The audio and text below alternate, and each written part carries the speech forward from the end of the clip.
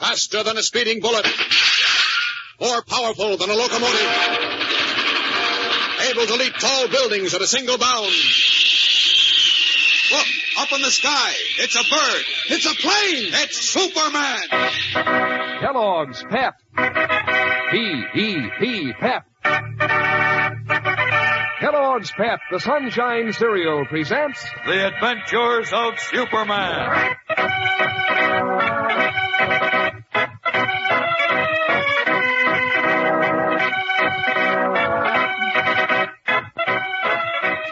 Today, though Superman despairingly faces a blank wall in his search for Lois Lane, he is little prepared for the shock dealt by the girl reporter herself.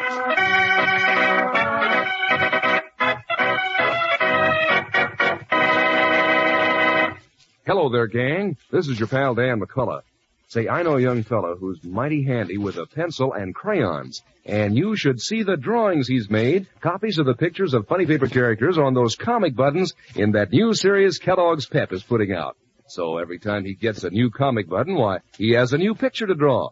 Now, I thought that maybe you'd like to try it, too. You can color them right in red and black and blue and yellow, just like the Pep comic buttons. And those pictures are really easy to copy because the outlines are clear and sharp and the details are all there. Like the picture of Brenda Starr, for instance, or Tess Trueheart, or Superman himself. Now, if you don't want to let your friends get ahead of you, you better get busy. All you do is to ask Mom to get you some Kellogg's Pep. That's right. You don't have to send in any money, not even a box stop. And you can't buy these comic buttons anywhere. But there's one, a prize for you in every package of Pep you open. And you'll go for Pep for another reason, too, because it just plain tastes delicious. Pep is called the Sunshine Cereal. Sure, it's loaded with sunny, golden toasted flavor, a deep-down goodness that makes every bite taste better than the last. So ask Mom to keep you stocked up with P-E-P, the Sunshine Cereal, Kellogg's Pep. Now, the adventures of Superman. When three correspondents mysteriously refused to cover a simple story of a drought in the Freeville area, Lois Lane, reporter for the Metropolis Daily Planet, flew to the scene and disappeared. As Superman, Clark Kent streaked 2,000 miles to Freeville, where Fred Leonard, editor and publisher of the little local paper, told him of homesteading war veterans who, facing ruin because of the drought, were committing acts of burglary and vandalism. Leonard hinted that Lois might have stumbled onto these stories and been seized by the veterans in order to prevent her from reporting them to the Daily Planet. As we continue now, Kent and Leonard have arrived at one of the veteran farm projects 20 miles from Freeville. They're approaching a husky, black-haired young man who is feeding a flock of chickens. Listen. That fellow feeding the chickens is Jerry Barton. He was an Air Force captain during the war, and he's now the head of the veterans post out here, Kent. He's the man I want to see, Mr. Leonard. These fellows are responsible for Miss Lane's disappearance, as you think. Hold it. Hello, Barton. What do you want, Leonard? Barton, I want you to meet Clark Kent. He's a reporter for the Metropolis Daily Planet. How do you do? You a friend of this so-called newspaper editor, Mr. Kent? He is, of course he is. Then excuse me for not shaking hands. Any friend of Fred Leonard's is no friend of mine, so state your business and then get off of my land. That's being painfully blunt. Those are my sentiments. People around here will get just as much hospitality as they showed me and the other veterans on this project when we first came here. And that was just exactly zero. So I'm telling you again, state your business Now, and look, then... You've got the wrong idea about the people of Freeville, Barton. We've done everything we could to help you and make you welcome. Are you kidding? Now, wait a minute. I'm absolutely sincere. I know that this drought and what this drought means to you fellas, but it isn't our fault, you know. I wouldn't even swear to that. Be careful, Barton. Now, listen, please, both of you. I'm not afraid of you, Leonard. And I'm not what you and your dirty gang call a foreigner. So I can tell you exactly what I think. Which is what I aim to do right now. Please, Mr. Barton, let's try to keep You stay out of this, Kent. But look here, I want to find I've been waiting for a chance to tell Mr. Editor Man here just what I think of him. And nobody's going to stop me now. I warn you, Barton. Don't say anything you'll be sorry for. Don't worry, mister. Nobody could say anything he'd be sorry for to a polecat like you. Why, you... Easy, I Mr. said Leonard. polecat, and I mean it. Who else would try to keep a bunch of veterans, men who'd fought for their country and for you, from settling down on the land here and trying to make a living? I didn't try to stop you. I simply pointed out in my paper... And to the legislature. Yes, and to the legislature, too. that this land wasn't suitable for intensive farming. That's a lot of baloney, and you know it. Look, if you fellas don't stop this, I'm Now, gonna... wait, Kent. Everyone knows this is reclaimed land and some of the best in the country. But we know that you and the Honorable Uncle Ed Clayton didn't want us here. Because you knew you couldn't bully us or honeysuckle us into voting the way you want us to. And particularly at this time because there's a special election coming up for senator. What's that? That's a lie. And you didn't want us here because some of my buddies part their hair different from you natives. Some of us go to a different church. Or our skin happens to be a different color. That's so a you... serious accusation, Mr. Yes, Barton. and what's more, it's not true. The heck it isn't. What's more, you and your boss, the Honorable Uncle Ed, have got the backwoods natives sold in the poisonous belief that anyone who goes to a different church or whose skin is a different color is a foreigner. And so he's an enemy. I say that's a lie, and I Wait say... a minute, Mr. Leonard. Wait a minute. Calm down, both of you, and be sensible. You know this kind of argument never gets you anywhere. Kent, I think we'd better be going. It's obvious we won't get anywhere with this man. Just a moment. I came out here for a reason, and I don't intend to lose any more time. Barton? Yes? A fellow reporter for the Daily Planet, a girl named Lois Lane, disappeared in Freeville a few hours ago. Disappeared. That's right. You know anything about it? Me? Shucks, no. Why should I? Well, let's put it this way. I've heard of certain acts of vandalism committed by the veterans on this project. Oh, now I get it. And it's occurred to me that if a big paper like the Daily Planet published the stories, it might make things rather, uncomfortable for you fellows. It could even mean the end of your homestead rights, you know. Go on, Mr. Kent. What are you driving at? Just this, Barton. If Miss Lane ran across those stories and prepared to publish them, some veterans might just see fit to try to prevent her. Why, of all the... Look, did Fred Leonard here put that idea in your head? Well... Don't try to get out of it. I know he did. I've heard these stories going around about fellas from this project stealing and pillaging and all that rot. Is it rot, Barton? It is, and you know it's rot. If it wasn't, why didn't you have the sheriff arrest the men you accused? Well, because we realized how hard-pressed you chaps were, and that the culprits were, just hotheads. You mean foreigners, don't you? I said hotheads. We didn't want to condemn all of you because a few Oh, irresponsible... go on. You would have jumped at a chance to arrest one of us, but you knew we were innocent. This is just another plan of yours to discredit us. This time, by George, you've gone too far. Now, Easy, you look Barton. here, Barton. I've had enough of this. Come on, Mr. Leonard, let's go. Barton, I'll be back to see you later after I've found Miss Lane. I want to talk with you. I'm really sorry for what happened, Kent. Forget it. Never should have lost my temper with that poor chap. After all, the drought is ruining him, so naturally his nerves are affected. I assure you, he doesn't know what he's saying. On the contrary, I thought he was well aware of what he was saying. Now, look here, Kent. You don't mean you believe all that balderdash about me and Uncle Ed Clayton? Well, never mind that now, or Uncle Ed either. I've got to find Miss Lane. Oh, of course. But I'm afraid you won't be able to get Barton's cooperation, the state he's in. I don't need his cooperation at the moment.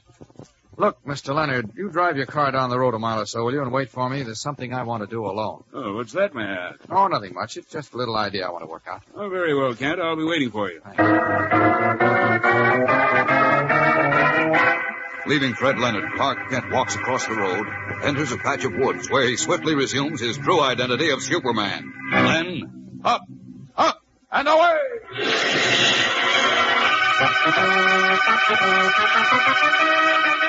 Leaping up from the woods, Superman hovers first over Jerry Barton's farm, his keen eyes searching every inch of terrain and buildings below him. Then, failing to see any sign of Lois Lane, he streaks away, ranging in great sweeps and circles above the other farms of the homesteading war veterans. Dry, sun-parched acres now, on which haggard-faced men stand with faces upturned to the skies from which no rain descends. Finally, admitting defeat, Superman rockets back to the patch of woods, resumes his guise and garb of Clark Kent, and rejoins the waiting Fred Leonard in his car. Okay, Mr. Leonard, let's go. Right. How'd your idea work out? Oh, fair enough. Good. You want to start searching the veterans' farms, Kent? No, thanks. I've already done that. You what? I'm quite sure Miss Lane isn't anywhere around here. Oh, how can you be sure? I think Skip it, will you? Let's get back to town if you don't mind, please. Whatever you say. Thanks. I want to have another talk with that telegrapher, Abner Sykes. You're wasting your time, Kent. I told you about old Abner. He's a fine old chap, but, he always thinks people are in danger around here. Why, Maybe you're right. What'd you say, Kent? Oh, nothing, Mr. Leonard. Just drop me at the telegraph office, if you will. Well, if you insist. But I still say you're wasting your time.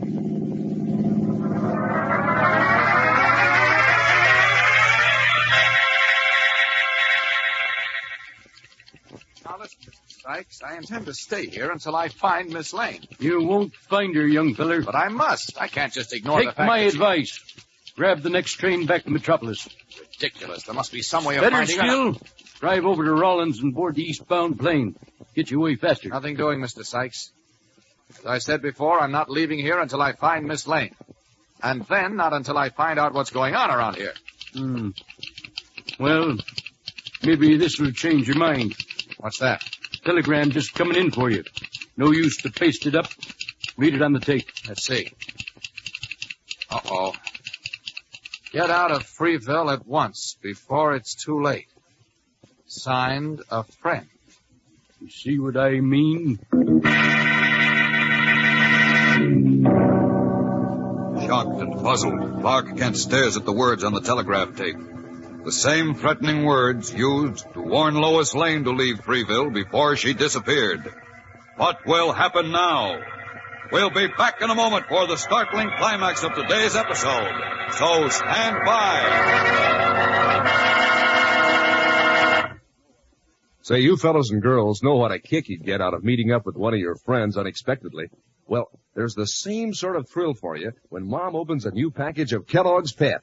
First off, you're glad that there's more of that super delicious cereal to eat. And when you get one of those exciting comic buttons in that Pep package, why, you're meeting up with an old funny sheet friend. Yes, sir. Every single one of those comic strip characters is someone that you have known in the funny papers.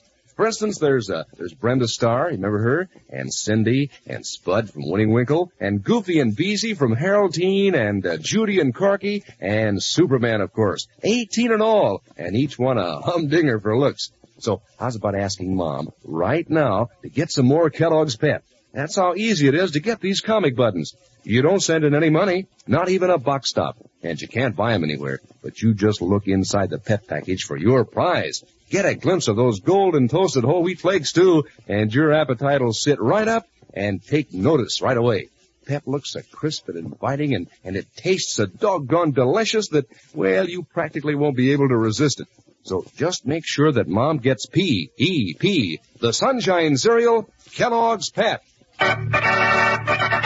The little telegraph office, operated by Abner Sykes in Freeville, Clark Kent has just received a telegram warning him to leave town at once. The aged telegrapher shakes his head and mutters, See what I mean, Mr. Kent? Yes. Now will you go back to Metropolis? Certainly not. Let's see, this telegram was sent from Rawlings. Where's that? About 30 miles south. 30 miles south. Well, that's where I'm going, because whoever sent this telegram probably knows where Miss Lane is, and... Oh, gee, Jerusalem! Look who's coming in. Great Scott! Lois! Lois, what's the matter? Quick, catch her, Mr. Kent. She's keeling over.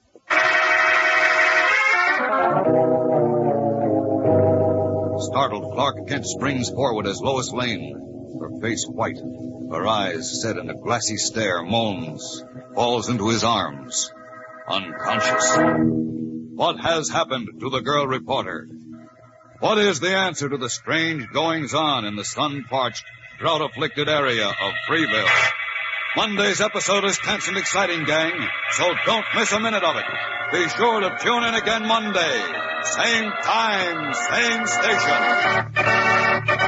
And remember, for breakfast, it's Kellogg's Pep. For excitement, the adventures of Superman.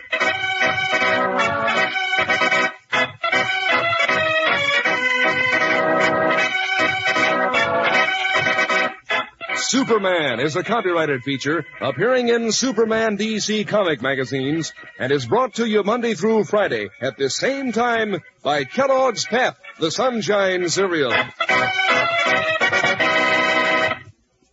Say, gang, breakfast is a picnic all year round when there's Kellogg's variety on the table. That's the white, green, and red Kellogg package with 10 individual packages, each one a serve-yourself portion of one of your favorite Kellogg cereals. Different Kellogg cereals to choose from, and whatever you pick, you know it'll be crisp and fresh and good because it's Kellogg's. One day you'll want Kellogg's Pep, the next Rice Krispies, then Corn Flakes, and on down the line. Just one thing, gang, make sure that Mom gets Kellogg's variety. And be sure to be with us on Monday for the thrilling adventures of Superman. This is the Mutual Broadcasting System.